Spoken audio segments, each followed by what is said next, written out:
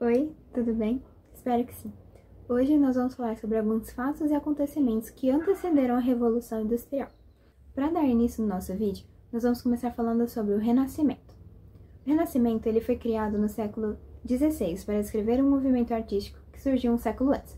Esse conceito ele traz a ideia de uma forte mudança no contexto europeu, mesmo ele não tendo alterado todas as características da Idade Média. Essas regiões enriqueceram o comércio no mar Mediterrâneo e deram origem a fortes e ricas burguesias mercantis. E elas tinham um objetivo. Elas pagavam os artistas da época por produzirem obras que enaltecessem o papel delas na sociedade, como se fossem fortes heróis. E a igreja também cometeu esse ato, conhecido como mecenato. Agora, o segundo conceito que nós devemos abordar, que antecedeu a Revolução Industrial, é a Reforma Protestante. A Reforma Protestante é um movimento reformista cristão que ocorreu no início do século XVI, orquestrado por Martinho Lutero na Alemanha. E ele foi ocasionado por razões políticas e religiosas. E Lutero, por meio de 95 teses, fez inúmeras críticas à Igreja Católica e ao Papa. Nessa época, aconteceram muitos embates entre a Igreja Católica e o monarca, já que a população ela vivia submissa ao domínio espiritual da Igreja e do Papa, e isso era muito cobiçado pelo monarca, além dele querer cobrar muitos tributos feudais e usar isso como uma desculpa para aumentar essas cobranças. Com isso, a burguesia começou a se incomodar com alguns ideais da Igreja Católica, como, por exemplo, a usura ou o empréstimo com juros ser considerado pecado, assim como o acúmulo de bens e o lucro. Mas além da burguesia, a população também se cansou dos abusos da Igreja Católica, como, por exemplo, o clero possuir grandes terras e viver às custas dos camponeses. Esses fatores levaram a uma enorme disseminação das teses e das palavras de Martinho Lutero, o que fez com que muitas pessoas se filiassem à Reforma Protestante. O conceito de heresia nesse período era tudo aquilo que ia contra os ideais da Igreja Católica e dos governantes. Todas as pessoas que pensavam, falavam o contrário ou questionavam o clero eram considerados hereges e poderiam ser punidos com torturas pelo pecado da heresia. Ou seja, a heresia é tudo aquilo que ia contra o pensamento tradicional e o controle do catolicismo. O quarto e último conceito que nós vamos abordar nesse vídeo são as revoluções burguesas, que foi dividida entre Revolução Puritana e Revolução Gloriosa. Antes de começarmos a falar diretamente sobre a Revolução Puritana e a Revolução Gloriosa, vamos dar um breve contexto, que é a Revolução Inglesa, que é a junção de tudo isso. A Revolução Inglesa foi um processo revolucionário dividido em duas etapas.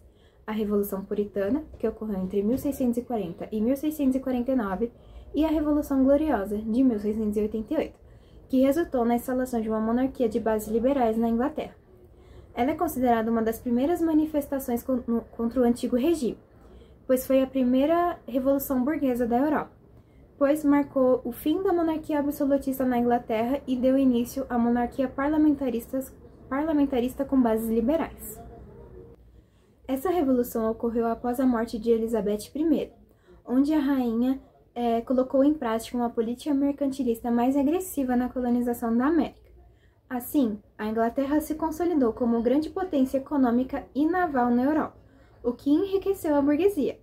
Além disso, ocorreu a prática de cercamento ou enclosure, que nada mais é do que as terras que eram coletivas se tornaram propriedades privadas dos burgueses.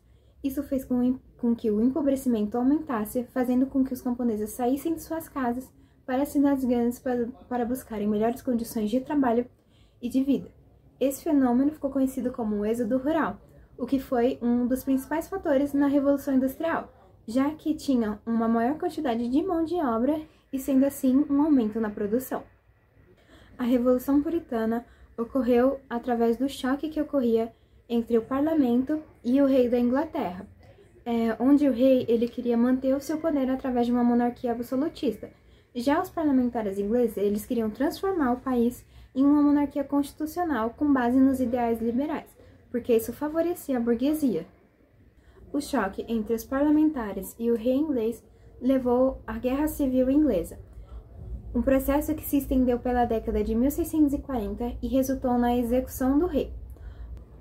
Carlos I desejava aumentar os impostos já que isso aumentaria as receitas do reino também. Porém, o parlamentarismo não aceitou o aumento. Sendo assim, o rei, em 1629, decidiu dissolver o parlamento e governou de forma independente. Já em 1640, o rei resolveu restaurar o parlamento a fim de que eles aprovassem o aumento dos impostos para financiar a sua guerra com os escoceses. Porém, novamente, o parlamento recusou a proposta e isso fez eles entrarem em guerra.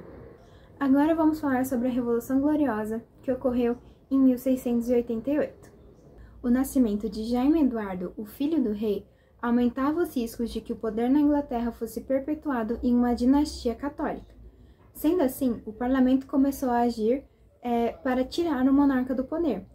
Os dois partidos do parlamento, Whig e Tory, convidaram dois calvinistas, assim como eles, para ficarem contra Jaime II, Maria Stuart e Guilherme de Orange, que era seu marido.